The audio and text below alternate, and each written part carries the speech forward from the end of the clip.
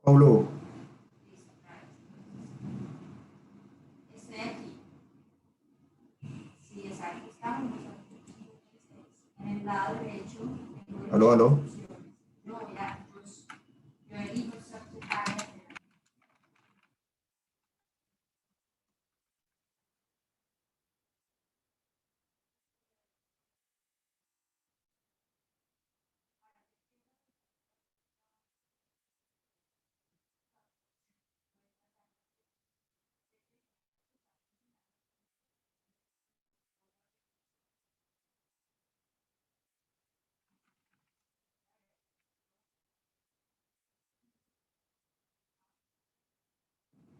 Polydroxyalphanol synthesis by hola Pablo, estás con micrófono apagado, pero ya estás ahí, ahí te veo ya con micrófono.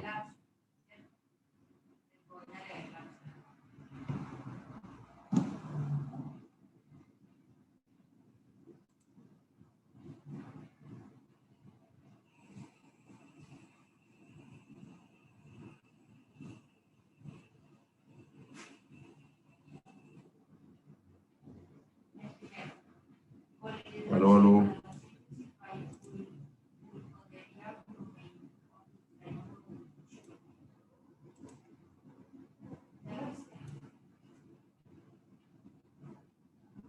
Pablo, Pablo, Pero estás en medicina.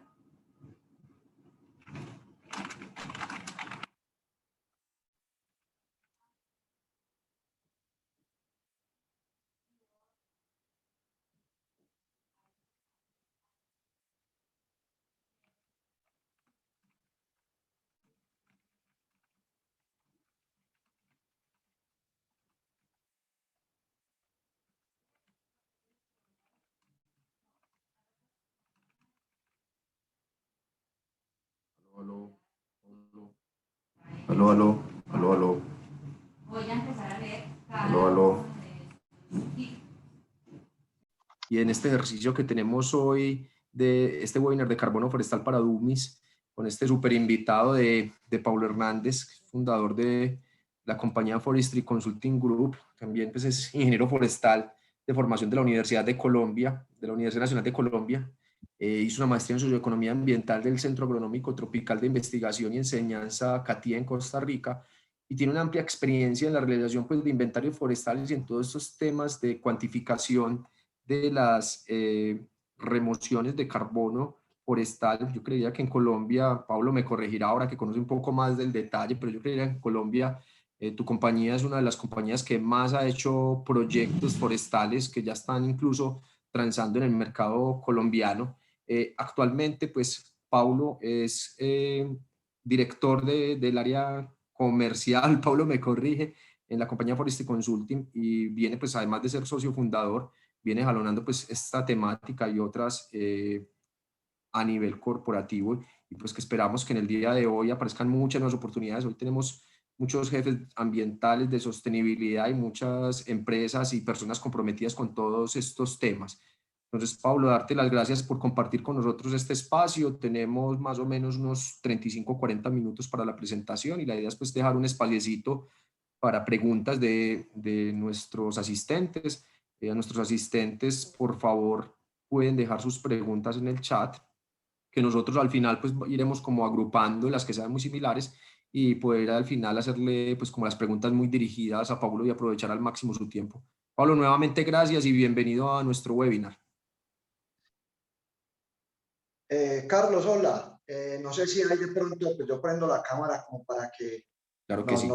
nos veamos un ratico, que pues eso hablar a una pantalla, ya llevamos muchos días así. Entonces, seguramente hay varios que ya me conocen, que yo conozco. El sector, digamos, forestal del carbono en el país, pues, digamos, es bastante pequeño, pero ha ido creciendo, digamos, desde el 2017, que son, ahora vamos a ver una cronología, digamos, como de lo que ha pasado del carbono en el país. Ha venido creciendo, hermano, y finalmente, pues, Forestry era una empresa, o es una empresa, digamos, de prestación de servicios forestales de consultoría, principalmente, como bien lo dijiste, de inventarios. Entonces teníamos la posibilidad de conocer muy bien el patrimonio forestal del país. Pues llevábamos ya, al momento de la salida, digamos, del impuesto, llevábamos más o menos unos 5 años, y obviamente después de esta salida del impuesto, pues fue que se nos dio un crecimiento exponencial. Yo no creo que solo a nuestra compañía, sino, digamos, a muchas compañías hermanas, aliadas, que están en el sector. Digamos, aquí me acompaña todo mi equipo. Obviamente, pues yo soy, digamos, de alguna manera el líder, pero pues tengo un equipo realmente de ingenieros forestales, y hay un equipo muy grande que no puede estar acá, que es el equipo que está midiendo día a día, digamos, el patrimonio forestal de todo el país. Entonces, ya Carlos pues me presentó, yo soy ingeniero forestal, voy a abordar un tema que es de interés hoy día para muchos sectores. Yo ojalá podamos tener gente en el seminario y pregunten sin pena, digamos, que sean personas que no sepan nada de carbono forestal. Esa es la idea, por eso el nombre, carbono forestal para adultos.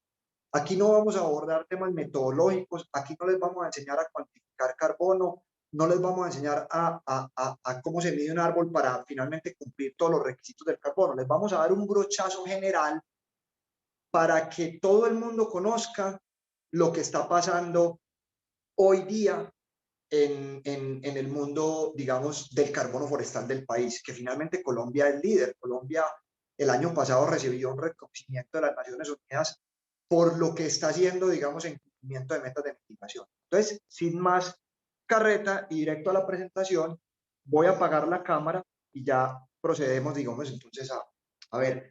Carlos, muchas gracias. De verdad, este espacio que ustedes tienen es muy importante, pues, para todos los actores. Gracias por la invitación. Vos me Por ayudas con vos. mis preguntas y las vas manejando, ¿sí o no? Sí, señor, al final las hacemos, las personas las están copiando por el chat y al final, ya cuando tú termines la presentación, faltando 15 o 20 minuticos, dejamos para preguntas. Vale, entonces nos fuimos.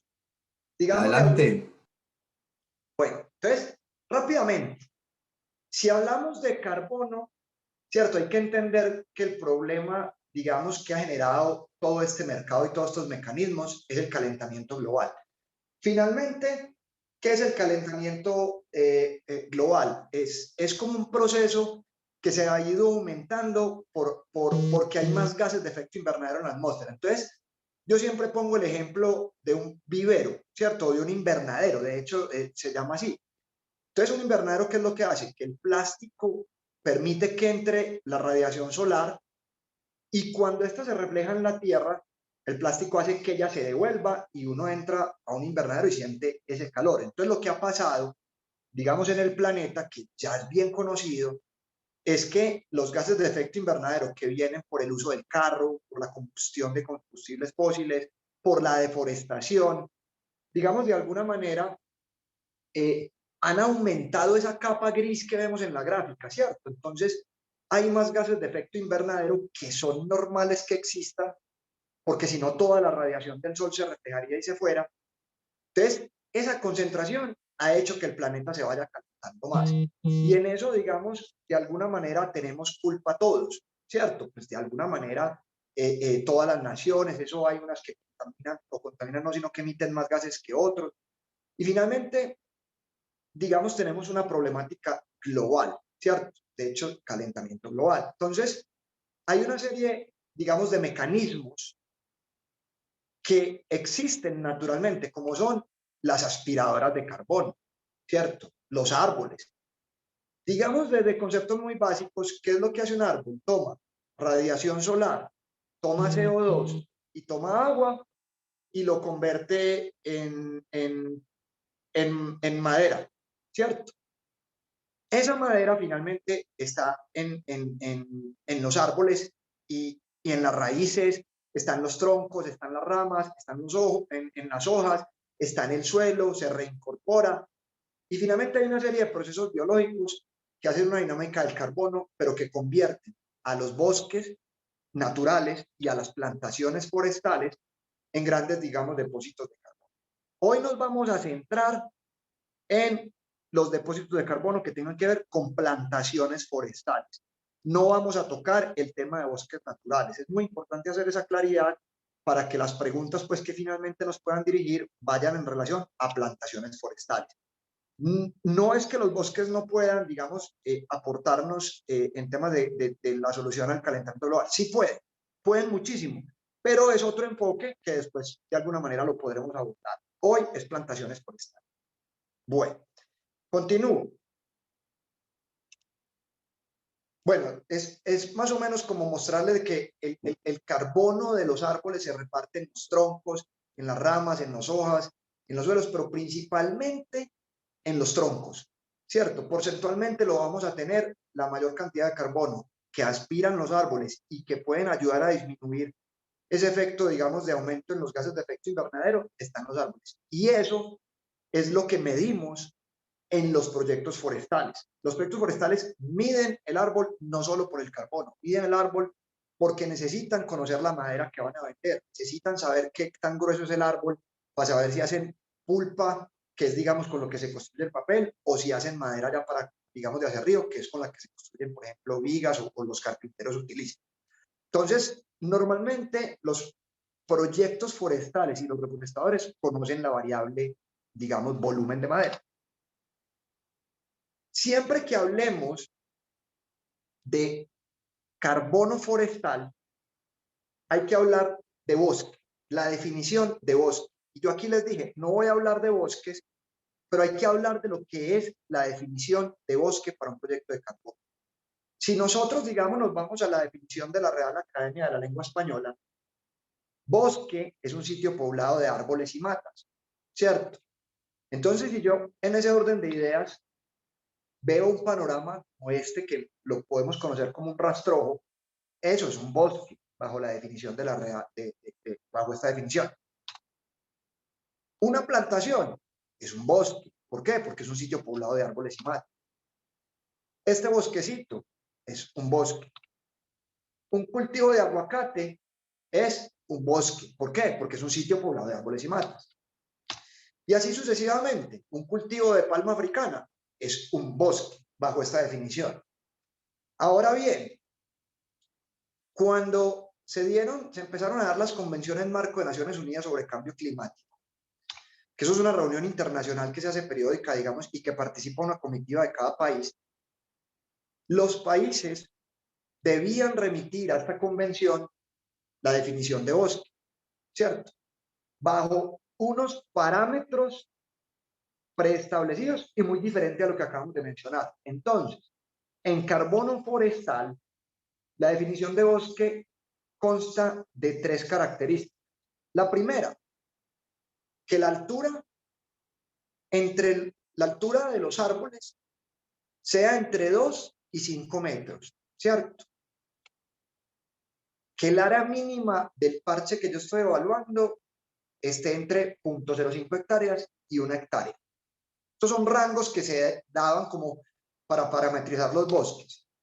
Y que una cobertura de copas, o sea, cuando yo miro las ramas de los árboles desde abajo o desde arriba con un dron que se puede hacer ahora, esa extensión de las copas o esa cobertura ocupe entre el 10 y el 30% del área que yo estoy evaluando. ¿Cierto? Entonces, estos eran rangos. Entonces, cada país, con un comité de expertos, remitía una definición de bosque. Entonces, en Colombia, ¿cuál es la definición de bosque? Que el área mínima sea 1 hectárea, que la altura mínima de los árboles sea 5 metros y que la cobertura mínima de las copas sea el 30%. Entonces uno dice, un cultivo de aguacate es un bosque. Bajo esta definición, no lo es, porque los árboles los mantienen por debajo, digamos, de 5 metros. En área casi todos vamos a cumplir. Y la cobertura de copas del aguacate puede ser menor por la densidad, digamos, que tiene. Pero claramente, cualquier plantación forestal va a cumplir la definición de bosque, ¿cierto? Son plantaciones que oscilan entre 1.000, 1.600 árboles por hectárea. La altura de los árboles, pues, finalmente llega entre 20 y 30 metros y seguramente hay extensiones mayores a 1 hectárea. Entonces, digamos, un bosque natural cumple la definición de bosque que remitió el país como cambio climático. Entonces, ¿qué buscan los proyectos forestales de carbono? Busca que se aumente el carbono en la tierra, por decirlo de alguna manera. El carbono en los árboles y en los bosques y en las plantaciones no es malo. O inclusive en los productos forestales, porque hay mucho, digamos, mito urbano de que cortar un árbol es malo. No, al contrario, si son árboles que vengan de plantaciones forestales, pues finalmente el carbono está quedando en productos forestales que van a durar mucho tiempo y no se van a emitir a la atmósfera, porque el árbol aspiró ese carbono. Entonces, es lo que se busca, que haya un incentivo. Pero ese incentivo, digamos, de alguna manera, puede cambiar en el tiempo. Entonces, voy a poner esta gráfica, y es que finalmente yo tengo una definición de bosque con unos parámetros. Entonces, si yo tengo un bosque por este lado, ¿cierto? Y ese bosque se empieza a degradar, empiezan a sacarle la madera, empiezan a hacer un aprovechamiento incentivo, finalmente termino en un área que no es bosque, porque ya no me quedaron árboles.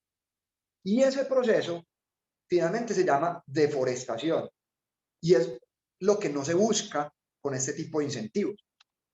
Al contrario, si yo tengo un pastizal, ¿cierto? O un área despoblada de bosque, cuando yo la reforesto, cuando un reforestador planta los árboles, cuando una empresa forestal siembra, digamos, se genera otro proceso que es la reforestación, ¿cierto? O forestación, si estamos hablando, digamos, en los llanos orientales, porque hace más de 50 años, digamos, la cobertura no estaba en bosque. Entonces, es muy importante tener en cuenta que lo que buscan los procesos de carbono es un incentivo. Entonces, nosotros no podemos tener un bosque, cortarlo para sembrar una plantación forestal. ¿Por qué? Porque lo que pasaría es lo que les estoy mostrando en la gráfica, que en vez de tener un beneficio, tendríamos un hueco de carbono. Es decir, yo no puedo tumbar bosque para hacer proyectos de reforestación. Y eso la ley, digamos, de alguna manera lo protege. Y obviamente los mecanismos y los procesos de carbono, pues, evitan que esto ocurra. Lo que se quiere es que tengamos un carbono muy chiquito, como decir en un pastizal, y que a largo plazo, a pesar que cortemos, es que los árboles que se reforestan se tienen que cortar. Y por eso, digamos que no es correcto ver a gente amarrándose a los árboles de pinos o eucaliptos para que no los corten, porque es que finalmente la madera lo necesitamos y el papel lo necesitamos. Entonces, queremos es que se busque aumentar el carbono en los árboles, ¿cierto? Y eso es lo que ha movido, digamos, toda la cronología del país, ¿cierto? Digamos que va mucho más atrás con la firma de, digamos, del Acuerdo de París y un montón de cosas, pero yo me voy a centrar, digamos, en el 2016, ¿cierto? En el 2016, pues antes del 2016, pues finalmente Colombia en el 2015 adoptó el Acuerdo de París. En el 2016, con la reforma tributaria del 2016, se crea el impuesto al carbono, que realmente se llama impuesto al consumo de combustibles fósiles. Y se le da un valor, por tonelada, que ahora lo explicamos más de dónde viene y cómo se calcula, ¿cierto? Entonces, en el 2016, con la reforma tributaria, todos, absolutamente todos, empezamos a pagar el impuesto al carbono. Ahora les voy a decir cuánto pagamos cuando tanqueamos el carro. Listo. En el 2017 se crea el decreto 926. Entonces, el decreto 926 establece la no causación al impuesto, ¿cierto? ¿Qué es eso en términos simples que ahora les explicamos más? En términos simples es que hay una serie de empresas que se pueden descontar el no pago del impuesto, ¿cierto? Entonces, ¿cómo lo hacen? Con el carbono, en vez de pagar al impuesto que están emitiendo por carbono, dicen, no, vea, yo estoy de alguna manera apoyando los procesos de reforestación con bonos de carbono, ¿cierto? Entonces, es un cruce de cuentas, un balance, que ahora entramos más en detalle. Pero bueno, en el 2018 se crea Asocarbono. Asocarbono es una asociación, digamos, que busca interacción entre las entidades gubernamentales, entre los sujetos que tienen que ver con el impuesto y los productores de carbono. Forestry Consulting Group es miembro fundador de Asocarbono y actualmente miembro de la junta directiva, digamos, de esta asociación. Listo. ¿Qué más pasa en el 2018? En 2018, para los que estábamos involucrados en los proyectos forestales, tuvimos,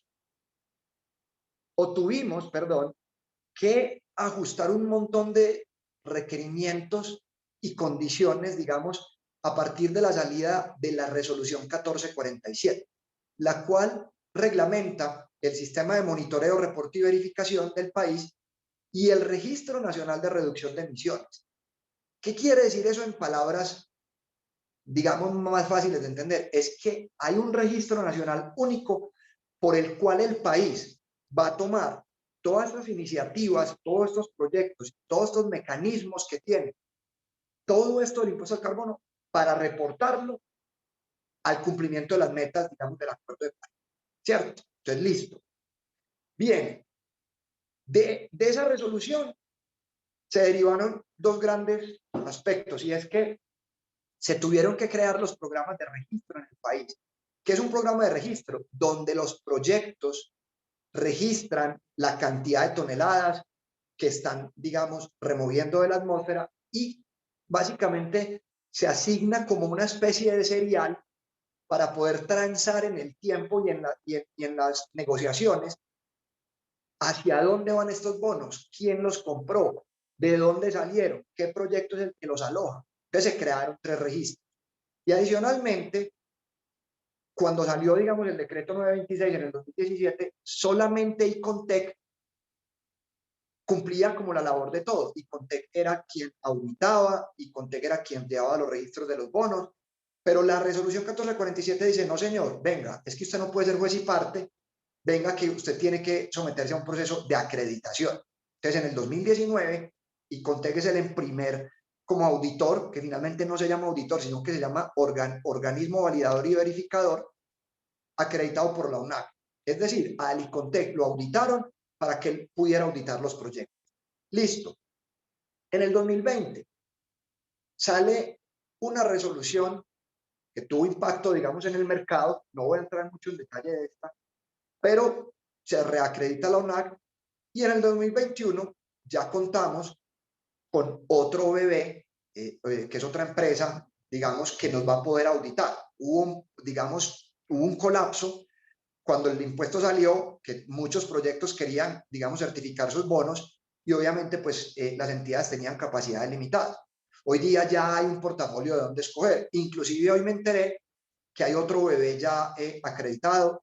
Me enteré pues ahorita que estaba en una junta de Azocarbono, de hecho, que ya hay otro bebé acreditado para hacer esto, ¿cierto? Entonces, han habido muchas oportunidades y los proyectos, digamos, de alguna manera se han incentivado. Entonces, vamos a hablar del impuesto. El impuesto se estableció, o el mecanismo para no causarlo, como incentivo para el cumplimiento de las metas de mitigación, digamos, de emisiones de gases de efecto invernadero a nivel nacional.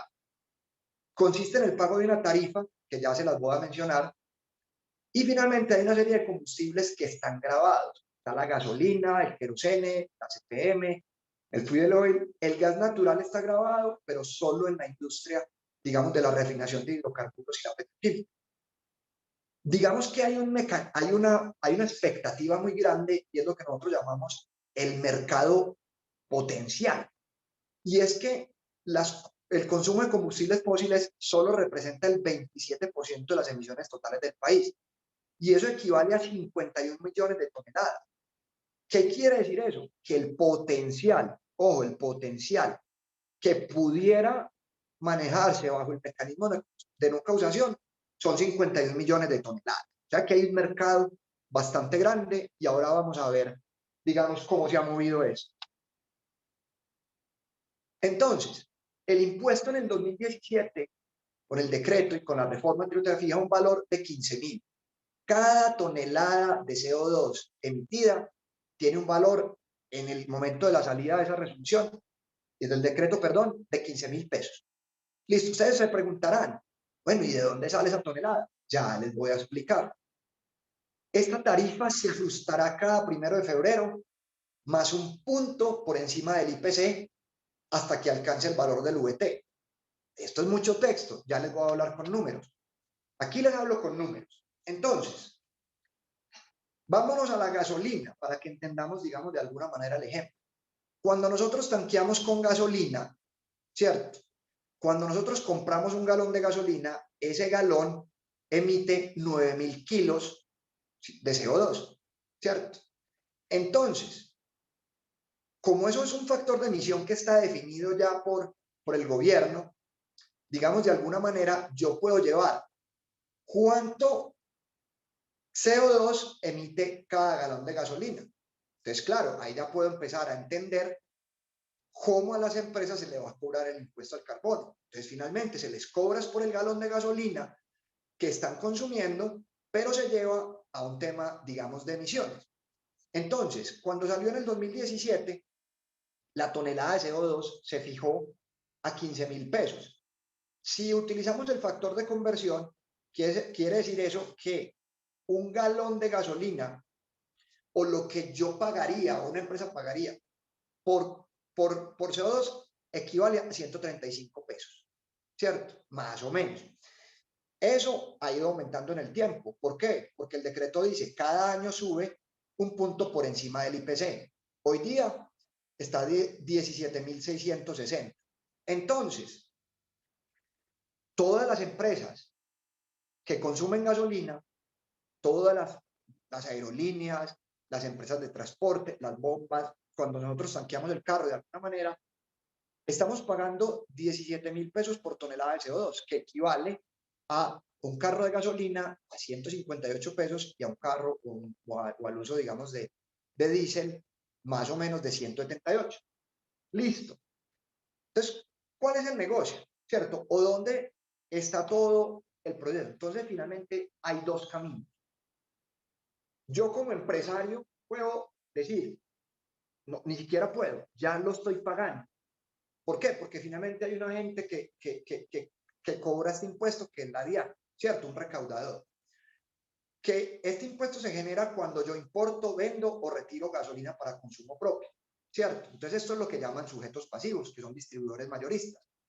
Entonces, cuando ocurre ese hecho, yo pago el impuesto, ¿cierto? Y finalmente, el precio o lo que hice yo como usuario final fue pagar un impuesto que lo recaudó la DIAN, ¿cierto? Y ese impuesto tiene una destinación a nivel nacional para varias cosas, ¿cierto? Pues para temas ambientales, para un tema de posconflicto también de alguna manera hubo unos cambios ahí en el Ministerio de Ambiente, pero bueno, hay otro camino que yo puedo hacer como empresario y es el siguiente, es que puedo no pagar el impuesto. Entonces, ¿qué hago con no pagar el impuesto? Puedo hacer un proceso que ahora les contamos un poco más en detalle, y es que yo puedo presentar un bono de carbono.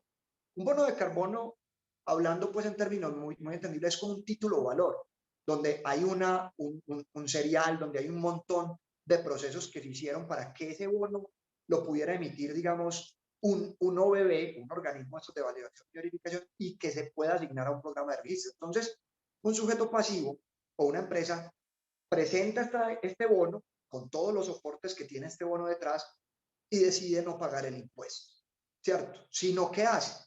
No, yo voy a pagar más bien por el desarrollo sostenible del país y le voy a pagar por ese bono a un reforestador.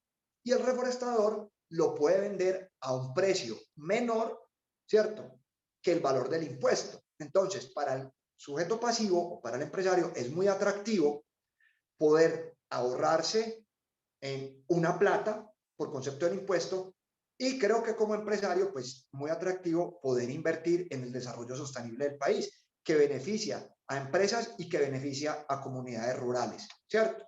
Entonces, un mecanismo súper eficiente, súper exitoso, digamos, de alguna manera, ya llevamos 3 años en esto, tiene unos requisitos, o sea, no es que venga, yo tengo un árbol y venga, yo le vendo los bonos, no, hay que desarrollar un proyecto. Eso es lo que hacemos en nuestra empresa. Nosotros desarrollamos proyectos que cumplan estas condiciones que están establecidas en el decreto 926 y en una serie de lineamientos metodológicos que nosotros seguimos. Entonces, básicamente, debe proceder de una iniciativa de mitigación en el territorio nacional. Al principio, se permitían bonos internacionales, cuando apenas se estaba consolidando, digamos, el mercado nacional. Listo. Miren lo que dice acá, deben contar con una plataforma, o sea, debe provenir de iniciativas e implementadas a través de programas de certificación o estándares de carbono que deben contar con una plataforma de registro pública. Mire que en el 2018 ya existían estas plataformas. Listo. Haber sido generadas a partir de la implementación de una metodología que sea el MDL. ¿Qué es el MDM? El mecanismo de desarrollo limpio, que es un mecanismo, digamos, el origen de todo el mundo del carbono. Entonces, si existe, digamos que realmente hoy día para hacer proyectos de reforestación solo hay una metodología, que es esta LMD. Bueno, que existan otras metodologías por programas de certificación. Listo, están en proceso, se están desarrollando metodologías, varios programas y empresas colegas están desarrollando metodologías. Pero esa metodología debe ser consultada públicamente y ser verificada por un organismo independiente de tercera parte acreditado. Recuerden que les dije que en el 2018 el ICONTEC se acreditó. Entonces, en el país existe una guía, que es la guía de ICONTEC, por la cual se han desarrollado la mayor cantidad de proyectos. Hay proyectos que han desarrollado metodologías con MDL y pues son válidas también para la no causación del impuesto. Digamos que a partir del 2018 ya existe el RENARE, lo que les mencioné, y el RENARE es un registro que es aparte de los programas de registro, donde todos los bonos que se transan, que se mueven, ahí se ven dónde están los mapas de los proyectos, quiénes han estado, cómo se formuló el proyecto, cuándo empezó la implementación. Y hay un montón de validaciones que dan transparencia y trazabilidad en el mundo del carbono.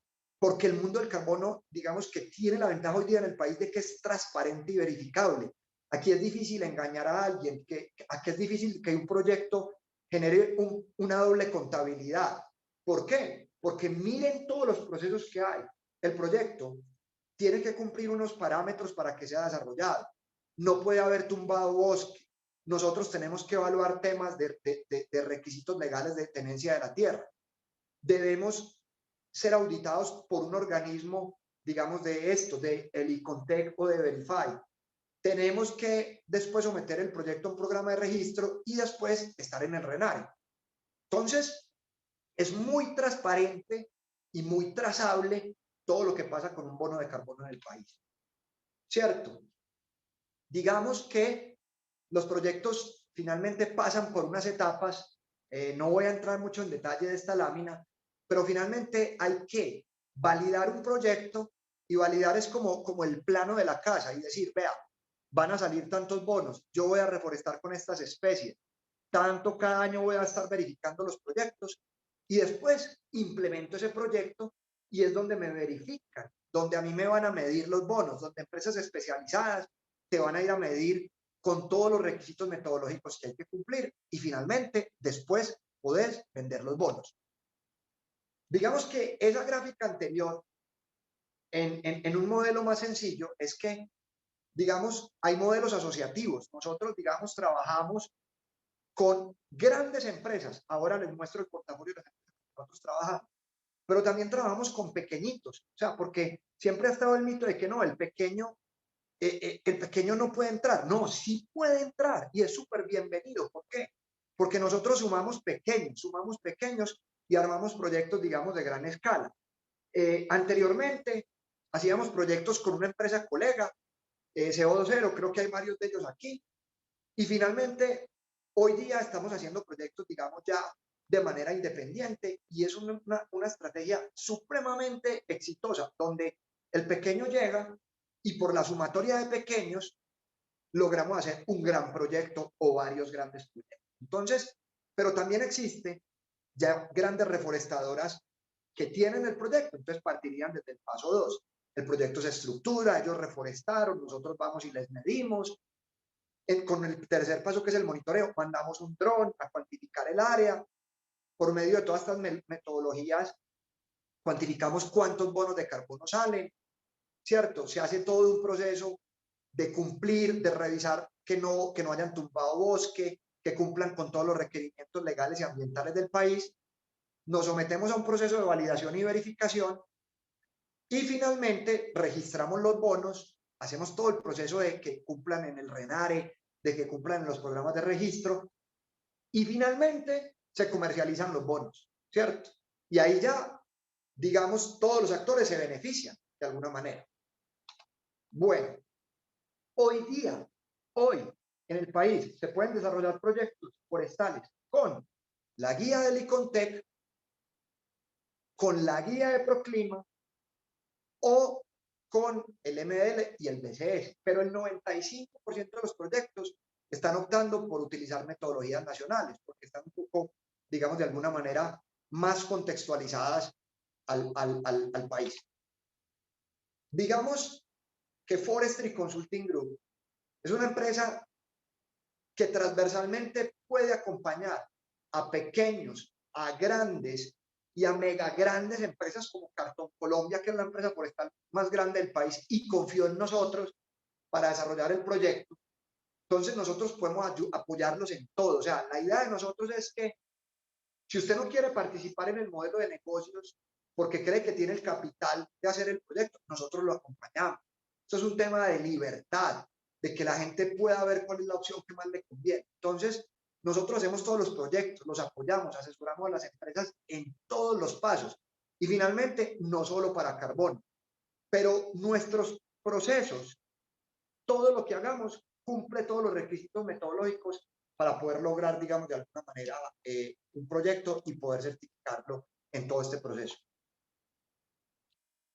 Digamos que en el país, hoy día, provenientes de proyectos de reforestación, estamos hablando de que se han generado 17 millones de toneladas. O sea, desde la salida del impuesto, o sea, desde el 2017. Y miren lo que les dije al principio. El mercado potencial es de 50 millones de toneladas año. Entonces quiere decir que hay una condición de sobredemanda, que es muy escasa en un bien. Entonces, estoy hablando de remociones, ojo, que vienen de proyectos de reforestación. Hay más. Hay proyectos hidroeléctricos como Porce 3, que aportó 9 millones de toneladas. Pero yo hago un comparativo solo con las estadísticas de reforestación. De esas 17 millones, nuestra empresa ha generado, obviamente nosotros no somos los que sembramos, pero hemos apoyado a los grandes reforestadores y a pequeños reforestadores en generar 9 millones de toneladas. O sea, nuestra empresa tiene casi el 50%, el número exacto es el 42% de las toneladas que ha generado el país en proyectos de reforestación, vuelvo y repito. Ahora, hay 71 proyectos de reforestación, de los cuales Forestry tiene 38, o sea, tenemos más del 56%. Nosotros asesoramos a las grandes empresas del país, no solo en temas de carbón, las asesoramos en inventarios forestales. Aquí está. Y esto finalmente, en los links que les pongo acá, que yo creo que les va a quedar en la presentación, o podemos hacer que Carlos los comparta en algún momento, ustedes pueden verificar todo lo que yo les estoy diciendo, porque normalmente uno dice, no, yo siempre, todo comercial, pues como bien yo soy el director comercial de esta empresa, esta empresa es la mejor. Aquí ustedes pueden corroborar que esta empresa finalmente sí es la mejor, porque las grandes empresas y porque finalmente tenemos la mayor cantidad de toneladas. Entonces es muy bueno que ustedes vayan conociendo que el carbono forestal ha ido cambiando la cultura forestal. Yo ya voy a tratar de acelerar para que hayan preguntas, me imagino que hay muchas, pero yo les mencioné ahora que los forestales conocíamos muy bien la madera, ¿cierto? La madera la conocemos porque la vendemos, pero a partir de que se generó el mercado del carbono, nos tocó empezar a estudiar y decir, venga, es que el carbono también está en las ramas, también está en las hojas, ¿cierto? Porque finalmente ya lo están pagando. Ya hay un mercado que me paga a mí por estos componentes. Y finalmente la investigación y la participación de los actores forestales es el único camino para que estas, digamos, procesos se enriquezcan cada vez más. Entonces, esto es una lámina que le estoy mostrando. ¿Cuándo los reforestadores iban a poner a pesar las ramas y las hojas? Pues hoy día sí lo hacemos. porque nos pagan por ello. Entonces, digamos, de alguna manera, es un brochazo muy rápido. Como les dije, no les puedo enseñar a hacer un proyecto de carbono en un webinar de 40 minutos. Digamos que estamos pensando la posibilidad de dar un curso. Eso lo vamos a discutir más adelante, inclusive con Gaia, de hacer un curso ya detallado en donde de alguna manera a los que les hagamos logrado sembrar la semillita aquí puedan adquirir más conocimiento, porque esto es bastante técnico y bastante denso. Pero este es un brochazo general de lo que está ocurriendo en el país y que queríamos compartir con ustedes. Digamos que estos son los canales de comunicación hacia nuestra empresa. También lo pueden ser a través de Gaia, que Gaia pues finalmente es un aliado paisano bastante cercano. Fuimos hasta vecinos, Carlos, recordemos, vecinos pues a nivel personal. Y listo, esa es como nuestra presentación. Sé que es muy rápida. El tema del carbono forestal es un tema bastante denso, pero acá hay un brochazo muy rápido de lo que está ocurriendo en el país. Así que, Carlos, te doy la palabra para que mediemos las preguntas. Pablo, tremendo, no, mil gracias.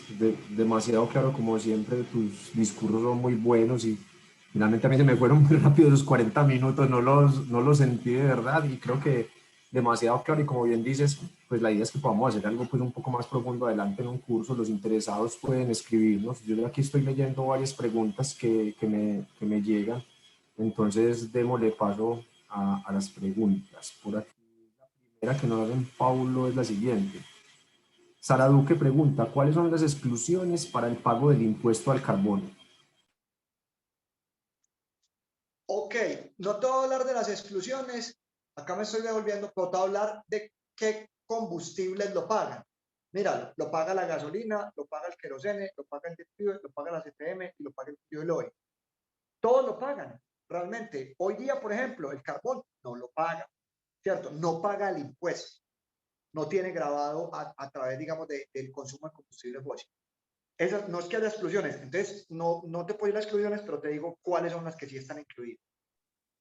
Y ahorita hay un borrador de norma para grabar el carbono, o sea, hay Exacto, un proyecto exacto, de norma en el Congreso, ¿no? exacto. Entonces, mira el potencial, que si hoy día no damos abasto para la demanda que genera solo el consumo de combustibles fósiles, imagínate lo que va a pasar. Pero finalmente yo me baso en lo que hay hoy día. Ya, si eso llega, súper bienvenido. Excelente, gracias, Pablo. Bueno, acá hay otra pregunta. Dice Leslie Jubei, cuando se tratan reforestaciones pequeñas, ¿de qué área mínima se trata o se habla? Leslie, en este caso, te digo, lo mínimo que nosotros incluimos en un proyecto es 1 hectárea, no porque no queramos, sino que hay por unos requerimientos metodológicos y por unas limitaciones de los insumos, digamos, con que nosotros caracterizamos las coberturas, menos de 1 hectárea se nos hace muy difícil, pero si un propietario tiene 1 hectárea de reforestación, súper bienvenido a participar en los proyectos asociativos que desarrollamos. Listo, gracias. Leslie también pregunta, ¿se puede obtener bonos de carbono en áreas de conservación? Sí, totalmente, pero no lo estamos abordando en este contexto. Listo, por acá pregunta Marcela Vera. Hola, Paulo, un saludo muy especial. Una pregunta. La OVVV, el Organismo de Evaluación y Verificación de un proyecto BCS en Colombia, sí o sí, debe ser Icontec o la otra entidad obligatoriamente. Repetímela, Carlos, porfa. Dice, la VV para un Sí, proyecto BCS, un BCS, o sea, la sí. Organismo de Evaluación y Verificación para un BCS en Colombia, ¿debe ser Icontec o debe ser otra entidad? Puede ser cualquiera. O sea, si tú vas a hacer un BCS, finalmente los lineamientos del BCS se rigen, digamos, diferente al decreto 926. Entonces, hay otros organismos, me imagino que es Marcela Vera, mi colega forestal. Entonces, Sí. Marce, no, digamos que si tú haces un BCS, realmente no hay un requerimiento, pero ¿qué pasa? Digamos que la resolución 1447 sí establece ciertas condiciones me imagino que tú pues estás pensando en desarrollar un BCS para entrar al impuesto. Entonces sí habría que abordar más en detalle. Si quieres, luego hablamos porque yo creería que si tú vas a hacer un BCS y quieres entrar al impuesto, pues deberías pensar en los OBBs que estén acreditados por la ONAC, que en este caso son Icontec, Verified, que a nivel internacional es SPL, y hoy día nos contaron que entró Deutsche, que es otro OBB. Entonces, es una pregunta que finalmente sí puede tener una complejidad más grande en yo darte una respuesta, porque habría que ver muy bien los requerimientos legales que tienen todos estos decretos y todas estas resoluciones. Súper, súper listo. Acá no tengo un nombre completo. MS pregunta, dice, si yo compro una plantación de pinopátula con el fin de explotar madera para hacer río, ¿cómo puedo sacar provecho de los bonos de carbono con esa misma plantación? Claro, mira, si tú compraste una plantación y en algún momento la vas a aprovechar, tú puedes, digamos, generar los bonos antes de aprovecharla. Es decir, el carbono es como una aspiradora. Entonces, si tú la compraste y la plantación tiene 100 metros cúbicos de madera, digamos que deberíamos cuantificar cuánto equivalen esos 100 metros cúbicos de madera en carbono y pudieras vender esos bonos de carbono. Ahora bien, después vas a cortar. Claro, en el momento en que cortas, pues finalmente ya los bonos no están en el árbol, terminan o en papel o terminan en productos forestales. Entonces ya no podrías vender bonos porque ya no los tendrías tú. Pero si tú vuelves y siembras y vuelven los árboles a crecer o te fue tan bien con el impuesto y con la compra que nosotros te hacemos de los bonos, pues eso es lo que ha pasado en el país, de que vendieron los bonos, les fue muy bien, eso genera un incentivo. Entonces vamos a sembrar más y las grandes empresas del país hoy día están empezando a sembrar las áreas que no tenían destinadas a reforestación porque no había un incentivo o no había un presupuesto. Hoy día claramente hay una dinámica de mercado que potencia la inversión en reforestación. Excelente. Pablo, pregunta María González, ¿el carbono almacenado en los árboles es igual a la masa del árbol o es un porcentaje? Hay una relación directa, ¿cierto? Hay una relación directa, María. Entonces, como forestales, nosotros sabemos cuánta madera hay en el tronco del árbol, ¿cierto? Entonces, el árbol tiene una densidad. Yo puedo llevar ese árbol a biomasa. Luego esa biomasa, el 50% de la biomasa, finalmente, es materia seca y tiene carbono, es lo que tiene carbono. Y también tengo que cuantificar ese mismo carbono en las ramas, en las hojas y en las raíces. Entonces hay una relación que es directamente proporcional al volumen, pero cambia dependiendo de la especie, porque hay especies que son más densas o tienen más ramas, o de la edad o del manejo que tiene la plantación. Mira que si tú tienes un árbol aislado en un potrero, es un árbol con mucha biomasa de ramas, pero en una plantación esa biomasa es más pequeña. Entonces, no te puedo decir un número exacto, pero es una relación directa. Listo, súper. Un proyecto de reforestación puede ser cercano a la zona donde se genera el impacto por emisiones. Sí, sí, no habría ningún problema. Finalmente, las emisiones es un problema global. Obviamente hay unos requerimientos, ¿cierto? Es decir, si por ejemplo, las compensaciones ambientales de las empresas mineras que están por resolución o por ley, yo no puedo hacer un proyecto de carbono con esas áreas, están excluidas. Buen punto. Pregunta Lisbeth Bastidas, ¿cómo funciona este tipo de proyectos en resguardos indígenas? Mira, los resguardos indígenas finalmente son pocos los que tienen iniciativas de reforestación, tienen iniciativas de conservación y eso es otro proceso y como te digo, me toca decirlo así, no lo estamos abordando en este contexto. El tema de bosques y conservación no lo estamos abordando, solo estamos hablando de reforestación. Pero si hay una comunidad indígena que tenga un proyecto de reforestación, será súper bienvenido a ser partícipe, digamos, de alguna manera del proyecto. Pablo, finalmente estos proyectos de conservación, pues esta ya es pregunta de Carlos Naranjo, es más porque las tasas de fijación son muy bajas y se requieren áreas muy extensas, ¿cierto? Eso es lo que yo te he entendido en las conversaciones con vos. Sí, digamos de alguna manera nosotros desde Forestry no hemos abordado mucho el tema de bosques porque es, digamos, pues obviamente es paralelo, ¿no? Pues finalmente las reforestadoras también conservan bosques, pero es un tema, digamos, metodológicamente más complejo, donde, digamos, no pagan por el carbono del pie, sino que se paga es por un carbono que se emitiría si se deforesta el bosque, entonces por conservarlo yo lo estoy emitiendo. Entonces ese es otro contexto totalmente distinto, Carlos, y no vale la pena mezclarlo con la reforestación en esta charla. Listo, listo.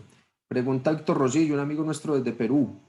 En países sin impuesto al carbono, ¿es interesante el mercado de los bonos? Sí, de hecho es un mercado bastante explorado y que finalmente creo que Gaia lo conoce más. O sea, hay un tema también, digamos, de voluntariado, de carbono voluntario que se ha ido moviendo. Es decir, hay empresas que por iniciativa propia, sin necesidad de estar regulados por un impuesto, desean compensar la huella. Entonces, empresas, Carlos, que inclusive tú conoces más, finalmente quieren compensar y también nos compran los bonos, digamos, de reforestación, porque hay unos bonos que generan las plantaciones que no van al impuesto, ¿cierto? Entonces se pueden utilizar para eso. Si en Perú, obviamente, digamos, habría que ver cuáles son los requisitos, pero finalmente ahí puede existir un mercado sin necesidad de que exista un impuesto. Pues yo creo que la tendencia es la contraria. Yo creo que los países van a tender a poner el impuesto. Sí, así es. Hay un mercado voluntario actual donde las compañías quieren mostrar su compromiso climático en términos de compensación y puede realizarse, así es.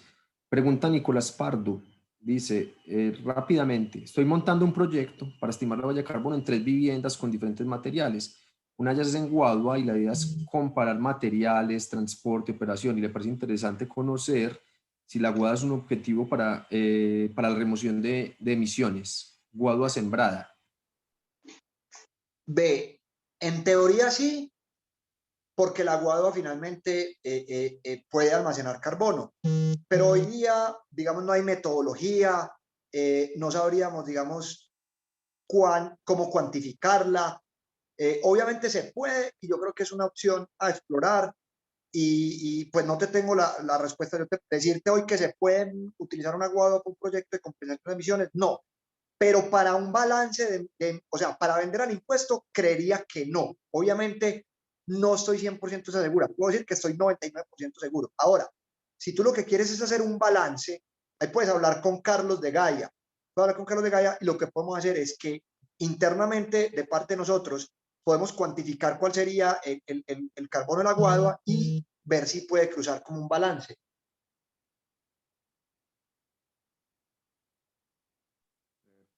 Pregunta Andrea Ocampo. En un mismo terreno, ¿cuántas veces se puede sembrar la misma especie maderable? Por ejemplo, eucalipto.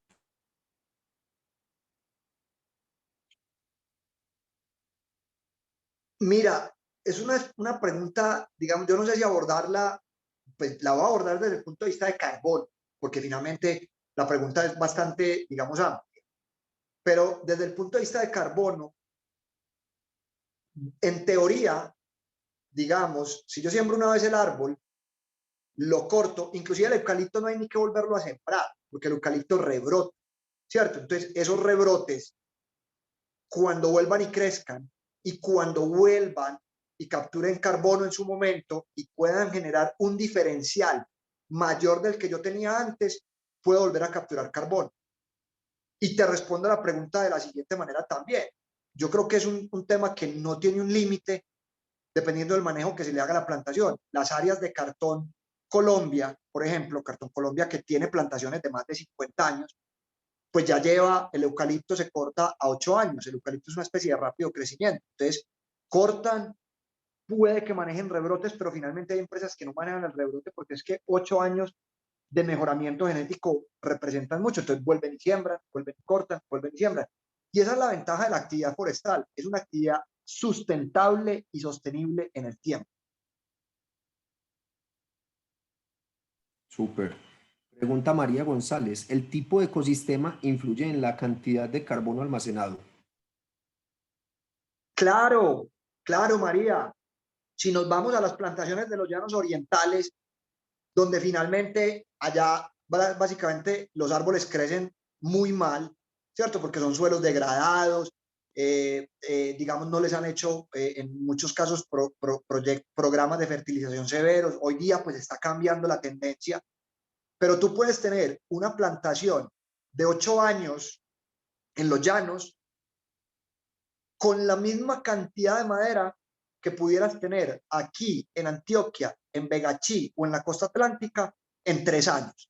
Así de grande es la diferencia. O sea, una plantación de acacia mango en Antioquia, que tampoco es que sea la mejor zona, puede tener incrementos medios anuales, o sea, crecimientos promedio de 25 a 35 metros cúbicos por hectárea de año, mientras que esa misma especie en los llanos orientales no llega a 10 metros cúbicos por año.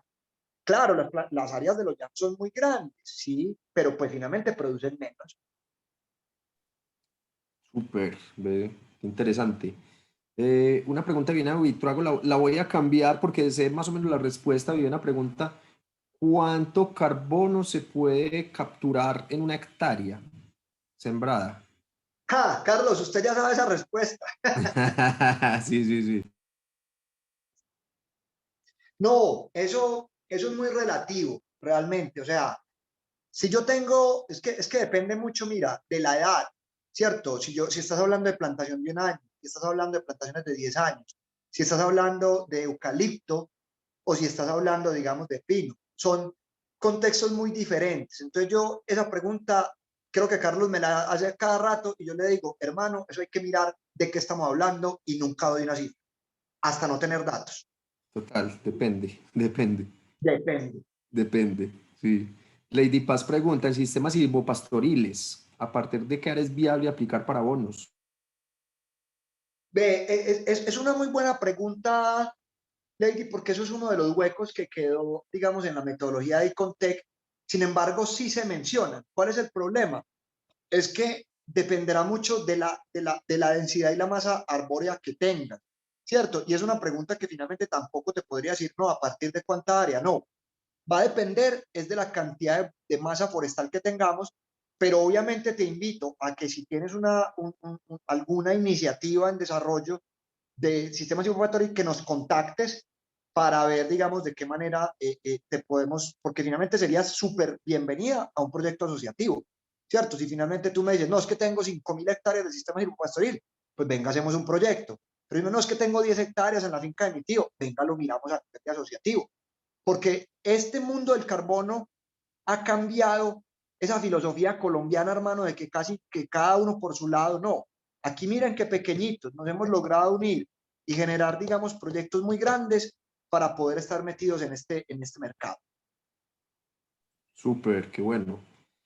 Por acá hay otra pregunta: ¿por qué el contrato dura 10 años? ¿Y qué pasa si se requiere sacar la madera antes? No sé de dónde sacas la pregunta de un contrato de 10 años porque nosotros no hablamos de ese tema en esta presentación.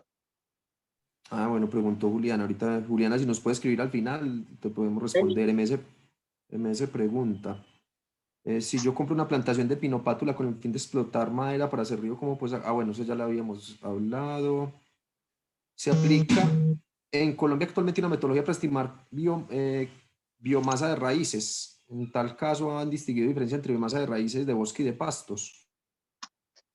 Digamos que la lámina que les mostré es que finalmente es un tema que apenas vamos a tener que investigar, ¿cierto? Digamos que las metodologías para el desarrollo de proyectos nos permite, nos permite, digamos, utilizar datos de investigaciones que existen hoy día. Inclusive el IDEAM tiene unos datos como línea base de referencia a nivel nacional.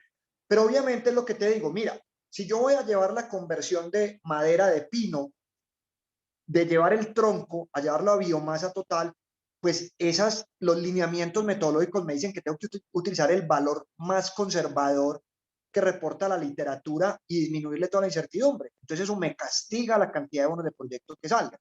Entonces, ¿qué hemos optado? Por investigar.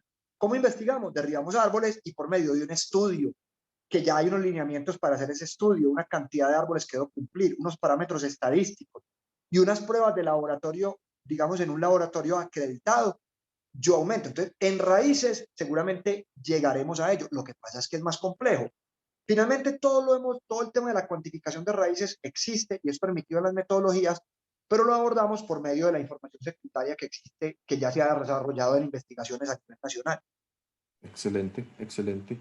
Por acá nos pregunta María del Mar Ordóñez, ¿los bonos que emiten sirven para compensación o solo para impuesto? Acá hay una buena noticia, María, tenemos para los dos, nosotros con Forestry y Gaia venimos apoyando diferentes proyectos para compensación y carbono neutralidad de otros webinars. Tal vez has visto algunas de las compañías que hemos asesorado en carbono neutralidad. La idea es que si ustedes necesitan, pues nos pueden contactar y podemos ofrecerle bonos de los dos, ¿cierto, Pablo? Así es, así es. Si necesitas bonos para impuestos o si necesitas bonos para solamente una compensación voluntaria, tenemos buena disponibilidad y precios sumamente competitivos. Excelente. Sandra pregunta, ¿cómo se maneja la identificación de factores de emisión para estos proyectos? Ya estamos sobre el tiempo. Los que se quieran quedar, pues todavía tenemos 106 conectados. Los que se quieran quedar 5 o 10 minuticos, faltan como 4 o 5 preguntas y cerramos. Entonces, pregunta Sandra, ¿cómo se manejan los factores de emisión para este tipo de proyectos, Pablo? Mira, eso está, digamos, en cada metodología, pero finalmente deben ir en línea con los lineamientos del Inventario Nacional Forestal, ¿cierto? Entonces, finalmente, el factor de expansión de biomasa es un factor que conlleva a transformar el volumen, o en este caso la biomasa del fuste, a la biomasa aérea. Entonces, esos son factores que ya están preestablecidos por, digamos, un panel internacional que es el IPCC, el Panel Internacional de Cambio Climático. Entonces, nosotros nos regimos por todo el proceso metodológico. Obviamente, digamos, en el pro de la investigación, hemos ido desarrollando estudios que vamos a aportar y que inclusive en su momento van a ser públicos, porque esta información termina siendo pública. Entonces, hoy día apenas vamos también en construcción de ese camino. Hubo un comité, de hecho, y yo participé en ese comité, hubo un comité de discusión de factores de expansión de biomasa, porque finalmente si ese factor, o sea, si uno va a una plantación de los llanos orientales y ve una acacia, eso parece un cultivo de tomate de árbol sin ramas y ni hojas, ¿cierto? Es bastante crudo la analogía, pero finalmente es así. Si tú la Oh, bueno. comparas con una plantación, digamos, forestal en el Bajo Cauca, ¿cierto? O sea, estoy haciendo una analogía, no estoy haciendo nada, digamos, pues como condenando, no, simplemente es un ejemplo y un poquito exagerado. Pero listo, yo veo una plantación en los llanos orientales y finalmente, si le aplico un factor de expansión de biomasa, que lo estoy tomando de una plantación, digamos, de Acaciamantium del Bajo Cauca, hermano, creo que hay una sobreestimación de carbono. Entonces, un comité para tratar de homologar eso. Yo participé como miembro de Asocarbono y como miembro de Fede Maderas y han habido ciertos resultados que en su momento ya serán publicados, ¿cierto? Inclusive hay en este momento un proyecto de investigación a través de un inventario en la Orinoquía. Entonces, pero ese manejo se lo da más el experto y la metodología que utilices. Súper, súper. Acá tengo un par de preguntas muy parecidas, las hace María Fajardo y Cristian Grisales, muy relacionado cómo ves vos estos riesgos y oportunidades para el futuro del mercado de carbono en Colombia, teniendo en cuenta pues que hay mucha presión por el impuesto, presiones, pues claro, la situación económica actual me imagino y demás. ¿Cómo ves vos ese futuro? ¿Cómo lo vislumbras? Bueno, esa pregunta finalmente puedo dar una percepción mía, pero no quiere decir que esté hablando, digamos, a nivel, pues, digamos, de un gremio o a nivel político, o sea, es una percepción. Yo creo que finalmente el impuesto va a seguir, ¿cierto? Obviamente Colombia es un país bastante, llamémoslo, inestable en legislación. Es bastante cambiante, ¿cierto? Hubo inclusive un intento de proyecto de ley para quitar el impuesto, que no llegó a nada, porque finalmente miren lo que pasa, miren la demanda del impuesto, ¿cierto? Entonces el impuesto finalmente recauda lo que no logramos no causar. Entonces la DIAN dice, vea, yo acá estoy recaudando, incluso está pensando más en ampliar, ¿cierto? Colombia tuvo un compromiso de metas, con este mecanismo puede cumplir las metas. Y tercero, los que no recaudan, se está generando una dinámica entre actores del sector privado, que finalmente termina en más tributación y que finalmente dinamiza una economía forestal que ha estado parada, porque finalmente Colombia tuvo un incentivo forestal que existe por ley, pero que por, digamos, recurso es poco lo que logra llegar. Entonces, creo que yo lo veo muy estable. Yo al contrario no veo ningún riesgo. Obviamente existen, pero nosotros lo que vemos es un potencial enorme para que todo el sector de reforestación se beneficie de este mercado. Total, total, de acuerdo. Hay otro par como en el alcance temporal, pues uno está relacionado como en términos de la plantación, Paulo, o sea, finalmente pregunta MS si cuantificamos, se sacaron los bonos, se venden y demás. Al momento de cortar los árboles, estos bonos se pierden, ese es uno, como cuánto tiempo tienen que esperar para vender el bono, y lo otro es cuánto dura ese bono para alguien que lo adquiere, pues por cuánto tiempo, o si es para siempre el bono. Vale, esa pregunta se ve que viene de alguien que es bastante técnico y me parece muy buena pregunta. Vea, eso ha sido uno de los grandes problemas de los proyectos de reforestación. Y finalmente, para mí, para Paulo Hernández, fue lo que llevó al fracaso, digamos, del MDL forestal. Pues finalmente el MDL forestal sí hay proyectos y todo el cuento, pero finalmente era porque se generaban créditos temporales, porque claro, lo que tú dices es cierto, el árbol se corta y finalmente ese carbono se puede reemitir a la atmósfera. Pero en eso no hay consenso científico, porque unos dicen, no, es que el carbono se va para un bloque de madera o para el papel que finalmente se recicla y las ramas se reincorporan y las raíces se reincorporan al suelo. Y hay una dinámica a largo plazo que finalmente no se emite. Entonces no hay consenso. Ahora, ¿qué pasa en Colombia? En Colombia es muy simple. En Colombia dicen, vea, yo le voy a pagar a ustedes por el incremental. Si usted de año a año va ganando carbono, yo le voy a pagar. Si usted corta, ya no tiene cómo pagar. Entonces, finalmente hay un incentivo es a mantener o a sembrar más áreas. ¿Qué pasa si corta? Si corta la metodología, tiene una aproximación metodológica donde hay unos descuentos para garantizar de que hay unos que van a cortar y no van a volver a sembrar. Pero el principio parte de que la actividad forestal es sostenible. O sea, una empresa como Cartón Colombia, que tiene más de 40.000 hectáreas reforestadas, no va a dejar de sembrar. Entonces, finalmente, el carbono no se reemite, vuelve y queda. Total. Así es, tengo varias preguntas, Paulo, muy relacionadas con otros tipos de proyectos. O sea, me preguntan que si palma, cacao, proyectos que tienen que ver con ganadería y pastizales. O sea, cómo es el manejo de ese tipo de proyectos donde no solamente es forestal, sino que hay otros sistemas productivos asociados.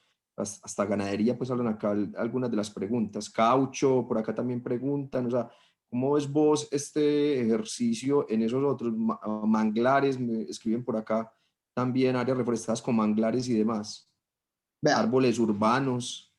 no, entonces voy a ir como descartando rápidamente.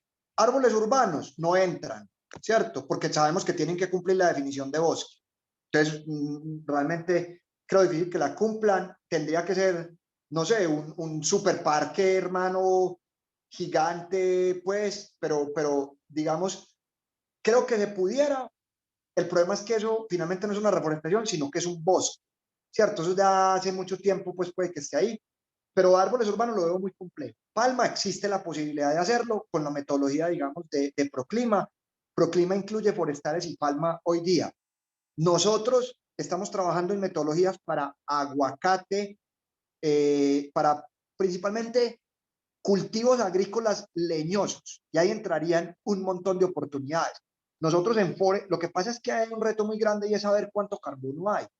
Entonces, ¿cuánta biomasa tiene un aguacate? No, nadie sabe, ¿cierto? Entonces, nosotros en Forestry, en nuestra empresa, tenemos un convenio de investigación con una empresa y estamos haciendo un proyecto piloto de cuantificación de biomasa de aguacate con drones, ¿cierto? Porque finalmente la metodología va a tener que ir en línea de cómo vamos a cuantificar y finalmente los aguacateros no tumban el árbol, a diferencia del forestal. Entonces, los métodos de cuantificación deben partir de ser no destructivos. Obviamente, al principio, seguramente, como lo estamos haciendo, van a ser destructivos.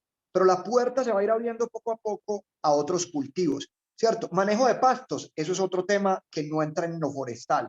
Es lo mismo que hay otros sectores, hay sectores hidroeléctricos, hay sectores, digamos, de transporte, pero no entran en este contexto, Carlos. Cacao. Cacao entraría, digamos, en la metodología que estamos desarrollando porque es más un cultivo agrícola. El caucho entra de lo forestal.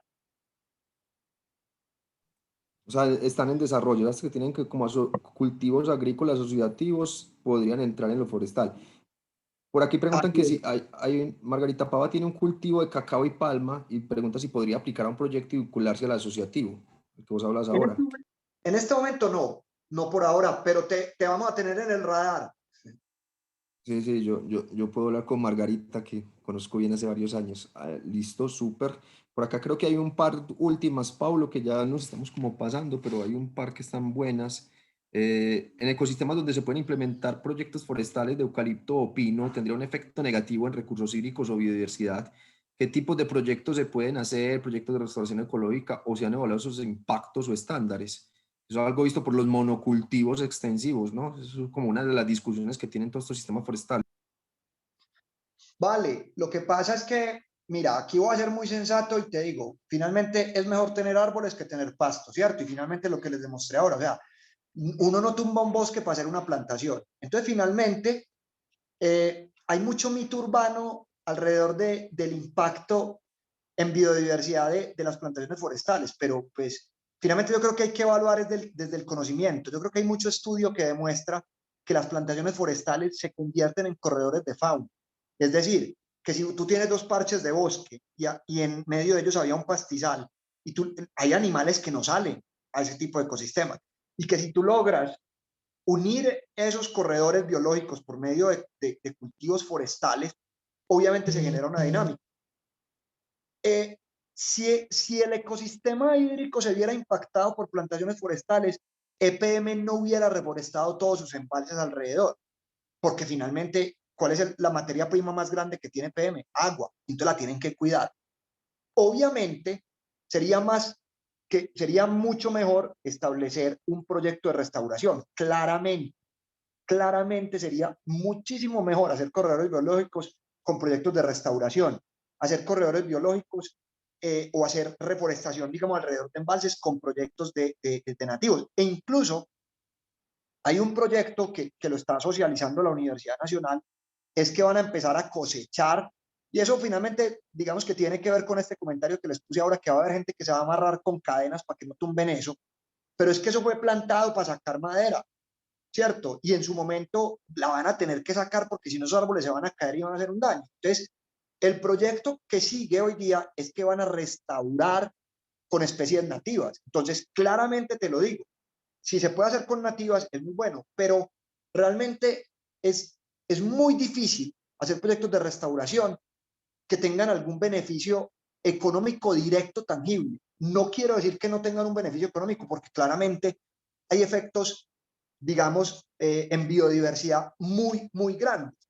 Pero para un inversionista siempre va a ser más atractivo poder extraer la madera y poder tener un producto forestal que hacer. Entonces yo creo que hay una mezcla de ambas. Y hoy día, si alguien quisiera, y eso es un llamado a las grandes empresas, a que si quieren ayudar al tema del cambio climático, pueden reforestar con especies nativas y pueden cobrar el carbono que aspiran esos árboles y no necesariamente considerar un aprovechamiento. Entonces miren la puerta que genera un incentivo como este tan grande. Claro, total. Pablo, tenemos tres últimas. Una tiene que ver con Mangles, la segunda con las metodologías, si nosotros las creamos, las desarrollamos o demás. Y la tercera, si estos bonos pueden ser usados en otros países, como en Perú, o sea, si el bono colombiano que nosotros tenemos sirve para compensación voluntaria en otros países. Bueno, primero tema de Mangle, me declaro totalmente ignorante. O sea, uno no tiene por qué sabérselas todas. Yo el tema de Mangle no lo manejo. Sé que hay unos proyectos, digamos que ya lo refieren más a carbono azul. Me imagino que habrán metodologías, pero desde parte de nosotros lo desconocemos totalmente. Entonces no puedo aportar mucho, digamos, en una discusión alrededor de Mangle.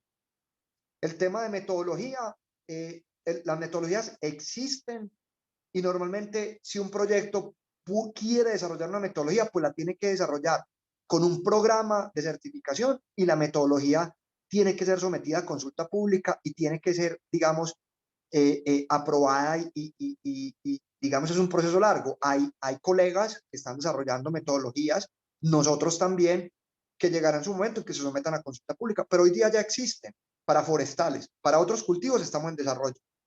Y la otra pregunta en relación a los bonos de Perú, yo creería que los bonos voluntarios pueden ser válidos para Perú, creería, porque finalmente es un tema, han habido, digamos, negocios, finalmente que alguien ha vendido carbono sin ni siquiera tener una metodología detrás.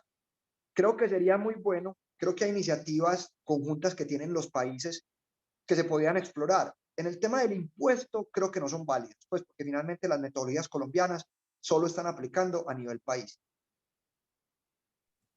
Perfecto, Pablo, no, tremendo, tremendo webinar, gracias. Mira toda la gente que se conecta hasta el final, 80 personas todavía escuchándonos. Mil gracias por este espacio y todas esas aclaraciones. Esto siempre será un tema de demasiado interés y creo que de mucho futuro.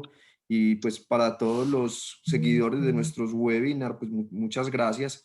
Como les decíamos ahora, pues con esta alianza en términos de lo que venimos haciendo con Forestry, tenemos disponibilidad de bonos para el mercado voluntario, bonos para impuestos, podemos ayudarles a desarrollar sus proyectos. Entonces estamos atentos. En el chat les copié mi correo, pues y también en nuestras redes, y como Pablo copia acá, pues también nos pueden contactar y con muchísimo gusto podemos apoyarlos a generar mucho más de este tipo de proyectos que aporten a un planeta mejor, a un planeta más sostenible. Pablo, mil y mil gracias nuevamente. Bueno, Carlos, no, yo me despido. Muchas gracias. Los canales de comunicación están abiertos.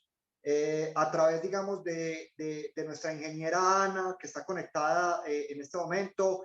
Ahí está todo mi equipo, que finalmente esto, finalmente que se ha venido desarrollando en el país, pues Forestry es un actor importante, pero aquí los verdaderos actores son los reforestadores, hermano, los reforestadores que de alguna manera han creído en una inversión tan complicada como lo es.